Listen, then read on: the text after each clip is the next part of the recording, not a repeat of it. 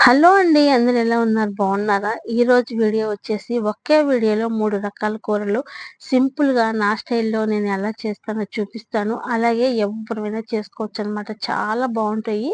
ఆరోగ్యానికి కూడా చాలా మంచిది వెజిటబుల్ కాబట్టి. ముందుగా అయితే చిక్కుడుగాయలు తీసుకొని మంచిగా ఒలిచి కడిగి ఉప్పు, పసుపు వేసి ఉడకబెట్టి పక్కన పెట్టుకుందాం. దాంట్లోకి 2 స్పూన్లు శనక్కాయ పప్పులు, 2 స్పూన్లు మంచి పప్పులు, అలాగే ఒక చిన్న ముక్క కొబ్బరి, అలాగే 4, 5 వెల్లుల్లిపాయలు, కరివేపాకు వేసి ముక్క మిక్సీలో పొడిగొట్టి పక్కన పెట్టుకుందాం. ఇప్పుడు ఒక బాణట్లో పెట్టుకొని సరిపోయినంత ఆయిల్ వేసుకొని పోపు గింజలు, అలాగే కరివేపాకు, ఒట్టిమిరపకాయ, ఎర్రగడ్డలు కూడా వేసుకొని ఫ్రై అయిన తర్వాత మనం ఉడకబెట్టి పక్కన పెట్టుకున్నాంగా ఇయైతే ఖచ్చితంగా పిండి వేసుకోవాలి. లేదంటే దీంట్లో వాటర్ ఉంటది. ఇలా పిండి వేసేసుకొని కొంచెం పసుపు, సాల్ట్ సరిపోయిందా లేదా చూసుకొని కొంచెం సాల్ట్ వేసుకొని ఒక 5 నిమిషాలు వేగిన తర్వాత మనం మసాలా అయితే వేసేసి కలుపుకొని పక్కన తీసి పెట్టుకుందాం. ఇంకోటొచ్చేసి రసం అన్నమాట. నేనైతే 4, 5 టమోటాలు తీసుకొని చిన్న నిమ్మకాయ సైజ్ అంత చింతపండు తీసుకొని ఒక గ్లాస్ వాటర్ ఏసి ఉడకబెట్టి పక్కన పెట్టుకున్నాను.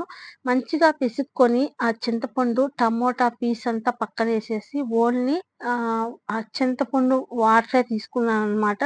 అయి తీసుకొని దాంట్లోనే కొత్తిమీర, పసుపు, ఉప్పు కూడా వేసేసుకొని మనం ఏదన్నా రసం పొడి ఉంటది గదా! అది కూడా వేసేసుకొని అలాగే పోపు పెట్టుకుందాం. కొంచెం ఆయిల్ వేసుకొని పోపు గింజలన్నీ వేసుకొని ఒట్టిమిరపకాయ, కరివేపాకు, వెల్లుల్లిపాయలు అలాగే మెయిన్ ఇంగువనమాట వేసుకొని మంచిగా ఇలా పిసుక్కొని మంచిగా తెల్లిందాక ఉడికించుకొని దింపేసుకోవడమే. ఇలా చేసుకుంటే రసం చాలా బావుంటాయి. టమోటాలున్నప్పుడు ఇలా చేసుకుంటే చాలా బావుంటాయనమాట. మీరు ఒకసారి ట్రై చేయండి. రసం తింటుంటే ఇంగా తిందామనిపిచ్చేలా అంత బావుంటాయనమాట. ఇంకొక రకం వచ్చేసి పొట్టు పొట్టున్న పెసరపప్పు తీసుకొని మంచిగా ఫ్రై అయిన తర్వాత ఇలా కడుక్కొని మనకెంత వాటర్ కావాలో అంత వాటర్ వేసుకొని సగం పెసరపప్పు ఉడికినాకనే అన్నీ వేసుకోవాలి. లేదంటే ఉడకవనమాట. ఇప్పుడు మనకి ఎంత కారం కావాలో అంత కారం తగ్గ పచ్చిమిరపకాయలు, అలాగే పసుపు, అలాగే టమోటాలు 4, 5 టమోటాలు, ఒక ఎర్రగడ్డ, 2, 3 వెల్లుల్లిపాయలు వేసుకొని మంచిగా ఉడికించుకోవాలనమాట. ఉడికిన తర్వాత ఏదన్నా వాటర్ ఉంటే ఎగస్ట్రా వాటర్ ఉంటే తీసి పక్కన పెట్టుకొని కొంచెం సాల్ట్ వేసుకొని మంచిగా ఎనుపుకోవాలి. నేనైతే చింతపండు వేయలేదండి. నిమ్మకాయ వేసుకున్నాను. నాకు నిమ్మకాయ అంటేనే ఇష్టం. ఇలా పప్పులోకి నిమ్మకాయ వేసుకుంటాను.